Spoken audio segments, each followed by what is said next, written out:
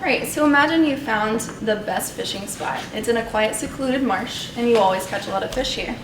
But imagine you come back to that marsh next month or even next week, and it's gone. Not only have you lost your favorite fishing spot, but imperative wildlife habitat has been lost from the system. In Louisiana, we model these habitats using habitat suitability index models, which take what we know about the ecology of a species and try to translate into the quality habitat estimates.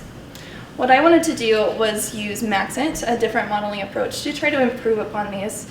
So what this does is it includes location data for each of the species, coupled with environmental data, and tries to predict species distributions.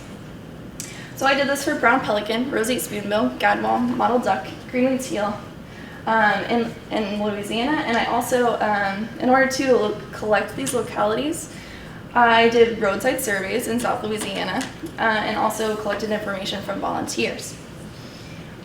When I had this location data, I used projections from Louisiana's master plan, including salinity, water depth, and vegetation, and created the models.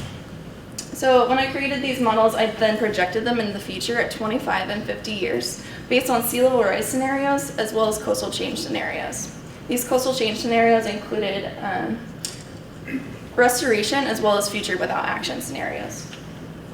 So if we take a look at what these models might look like, so here's the Maxent model that I created for roseate spoonbill, as well as the habitat suitability index model that was created for the 2012 master plan.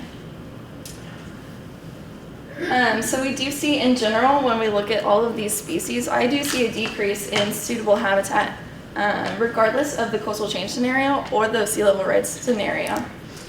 If we look at these, the areas here in red are highly suitable habitat areas, also corresponding with a high probability of occurrence for finding roseate spoonbills for this particular set of maps.